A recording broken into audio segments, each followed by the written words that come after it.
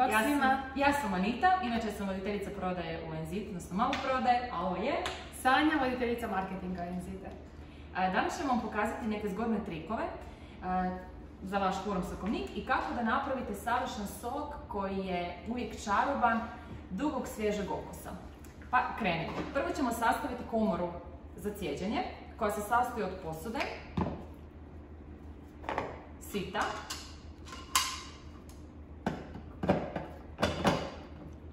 naravno vika, najtvrđeg dijela sokovnika i svakako poklopca. Kada cijedite na ovom sokovniku, važno je obratiti pozornost na ovu ručicu sa strane. Naime, kada sokovnik perete, ručica je dignuta, no kada cijedite, uredno spustite. I možemo početi. Sokovnik je upravo upaljen, kao što vidite ne čujete ga. Evo, Sanja, s čime ćemo krenuti? Krenut ćemo sa citrusima. Zašto sa citrusima? Zato što nam citrusi čuvaju boju soka. Dakle, ako ubacujete citrus pa neko drugo voće, posebice je to priča kod jabuka, kod krušaka i nečega što brzo oksidira, zadržat ćete lijepu boju soka, tako da je uvijek poželjno krenuti sa limunom ili sa narančom, grejpom i slično. Pa evo, možemo i krenuti. Zatim, što se tiče dalje ubacivanja voća ili povrća, možete stavljati jedno voće pa drugo voće, odnosno jednu vrstu pa drugu vrstu voća, ali ja evo osobno preferiram cijelo vrijeme miksati kako bi dobila ajmo reći nekakav taj miks soka u posudici, pogotovo ako radim nekakvu veću količinu. Sad smo stavili jabuku, sad ćemo staviti malo celera. Ja sam je malo polako, ali može to ići puno brže. Imamo i ananas. Ananas je pun vitamina C, tako da nam i on zapravo drži boju soka.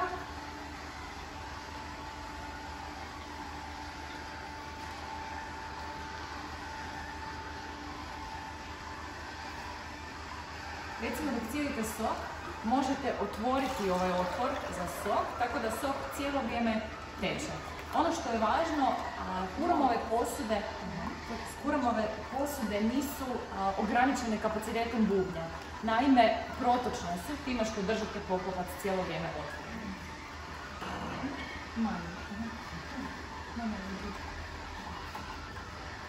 Sanja sad bacim jabuku. Popisnik svakako možete koristiti. I sada ćemo ići sa mrkvom. Specifičnost mrkve, cikle ili recimo korijena peršina je ta što vam one služe kao čistač sokovnika. Dakle, vrlo je poželjno stavljati na nekom kraju jednog ciklusa ili općenito kada ste već pri kraju pravljenja soka da ubacite mrkvu koja će poput čistača zapravo izbaciti svu pulpu van i neće doći do nekog zaštopavanja sokovnika. To je posebno poželjno ukoliko radite veću količinu voća i povrća. Mi smo sada ovdje narezali otprilike 15 kilograma voća.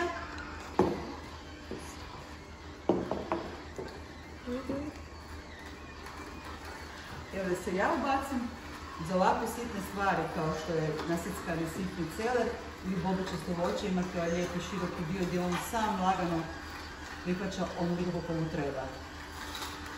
Znači nikako celer onako kako na reklamicama pokazuju da bude cijeli, nikako ga gurati jer ćete doći u moment da se ipak to tereti sito, bolje ga je ovako sa svojim tempom stavljati. Evo sad ti kolegice možeš nastaviti dalje. Ovo je inače Marina, voditeljica vele prodaje i kolega kanala. I nacijedila je litre i litre i litre i litre ovakvih sokova, svih mogućih varijanti, od monosokova, do samo sokova od voća, do samo sokova od povrća, do dekas programa koje smo kolegica i ja prošle, koje ćemo proći za cijelom firmom. 4 dana smo bile na sokićima. 6. Ja 6. Ja sam 4. Samo 6, da. Polako.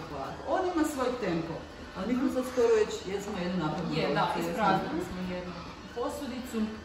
Kao što vidite, sok se ne razdvaja, znači nemate razdvajanja pulpe od soka, odnosno nemate gore onu klasičnu pjenu kao u centrifugalnim sokovnicima.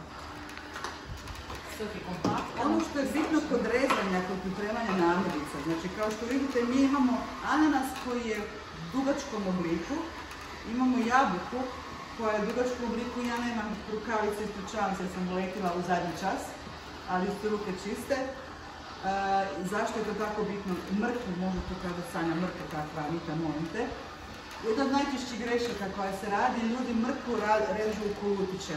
Takva mrkva je debela i stvara veliki otpor kad se stavimo. Znači ovako, pogledajte, on ju žbače kao mali zeko unutra koji stoji i samo uvlači u svoj puš. Sve ga samo malo potisnite, gurnite.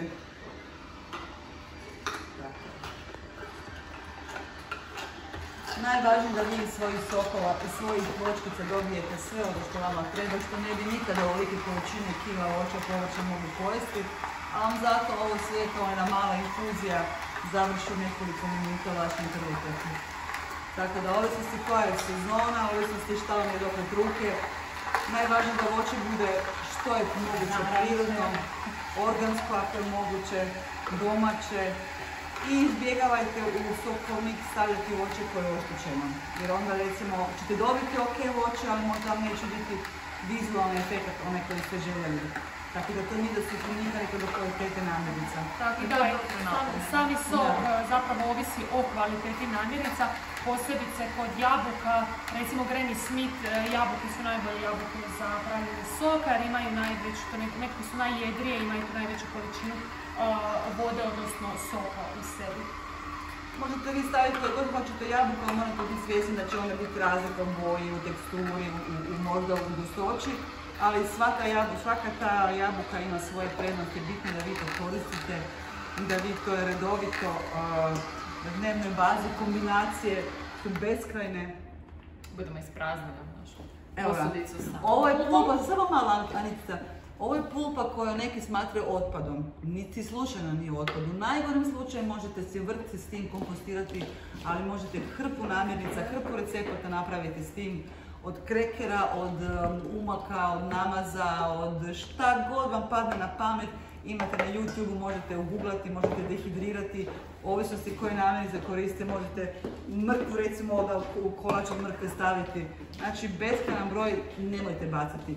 Na zakladu je već krenula proizvodnja sa pulpom kao biootpadom gdje su ogromne količine trendi u svijetu, općenito sokova.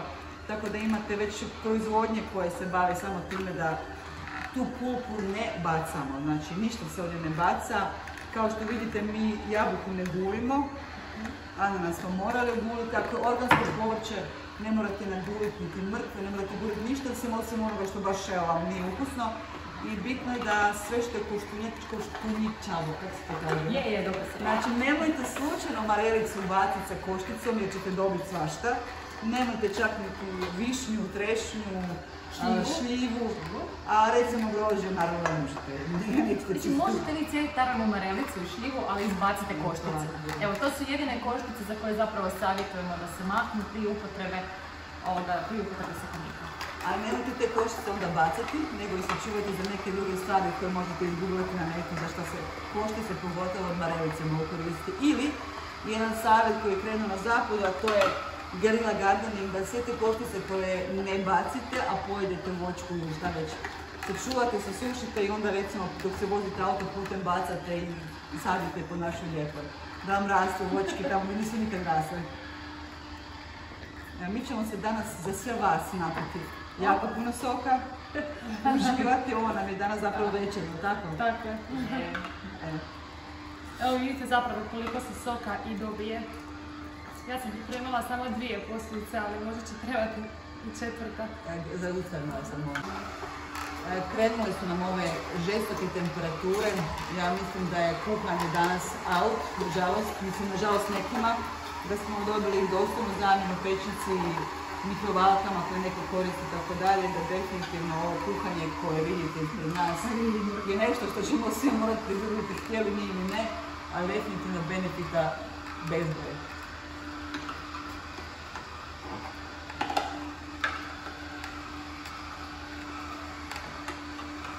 Sad zamislite kad lubenica dođe, pa kad počnete lubenicu sjediti, ili na jesen kad dođe recimo pomidore, kako bi rekli Dalmatinci, pa počnete raditi sok od paradajza.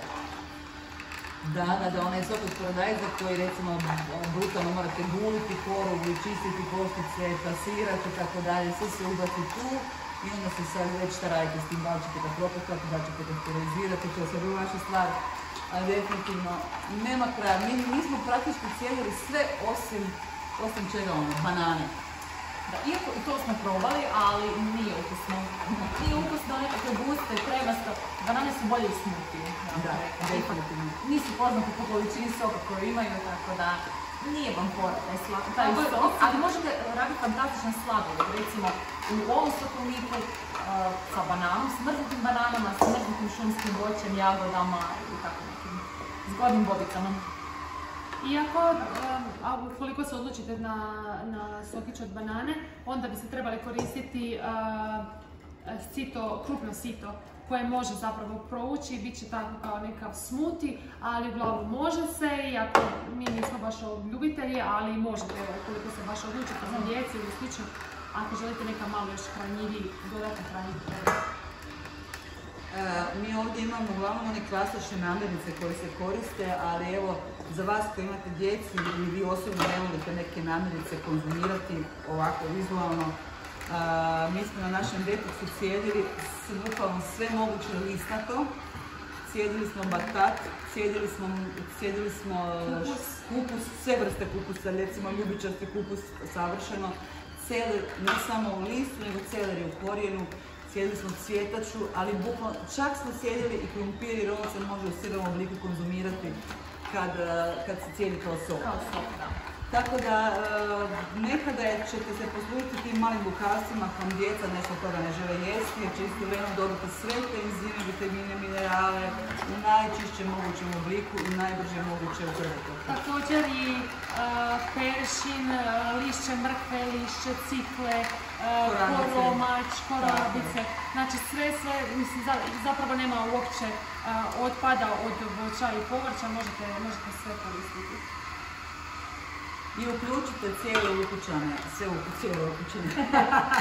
ne cijele ukućane, uključite ih definitivno u cijeli proces od sjeckanja, od kupovine, od planiranja, od sjeckanja, reckanja, a bome i čišćenja.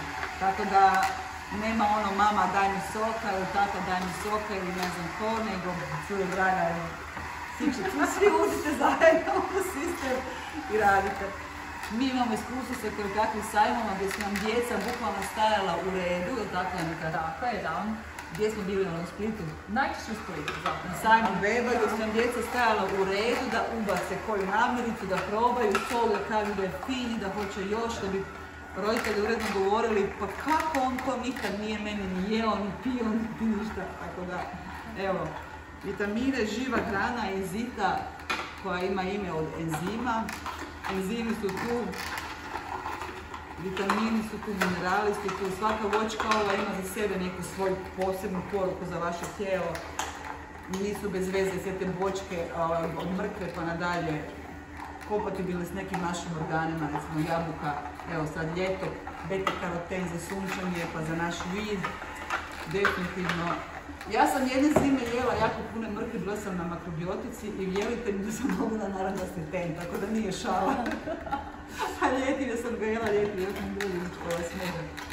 Što se tiče samog ispijanja soka u kojem vremenu, znači sok je poželjno popiti u prvih 20 minuta, polako, znači praviti se da žvačete kako bi se već krenuli ti probavni enzimi razvijati u ustima, odnosno slina koja potiče probavu, znači kad ga pijete, glumite nekako da žvačete ili ga mučkajte po ustima i slično.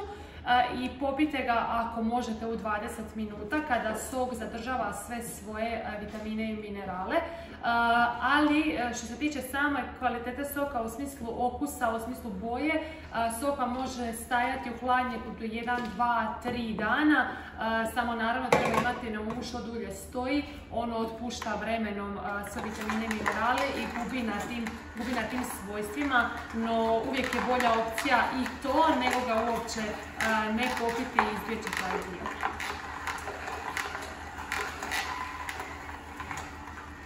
Da, ovo sa žvakanjem je jako bitno zapravo. Nije poanta da se vi sad naljevate sokom, da umjesto čaše vode svaki dan popijete ne znam koliko čaša soka.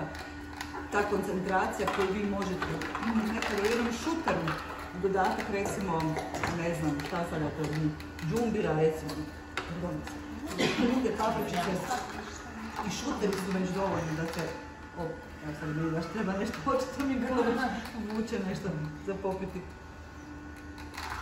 Tako da, nekad je samo dec soka dovoljan da vas rehidrira, da vas se vitaminizira i tako dalje. Također, ovisno o vašem zdravstvenom stanju ili onome što želite postići, možete koristiti te namirnice koje su vam potrebne.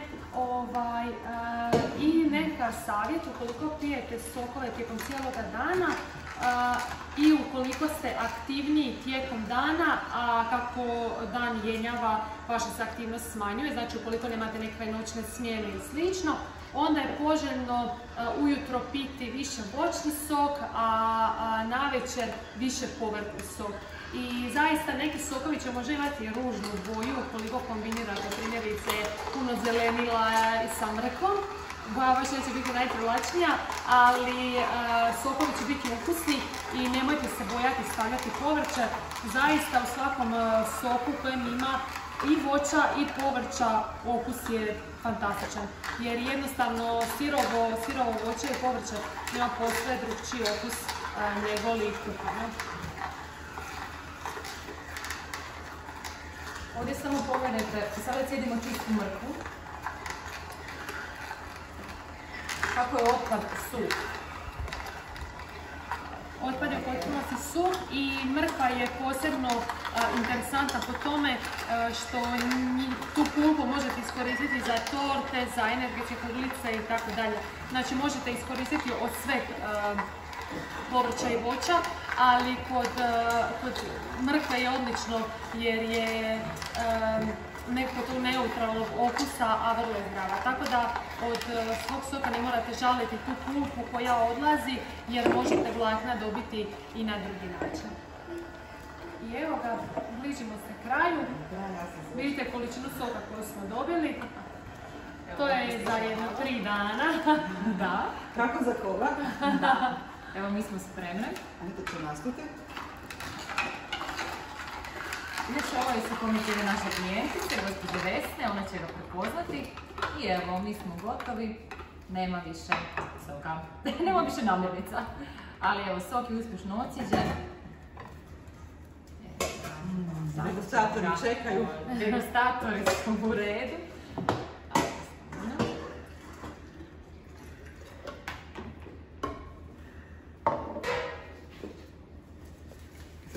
Sa kockicom leda, recimo ljeti kome treba, nama osobno ne treba, mi ne.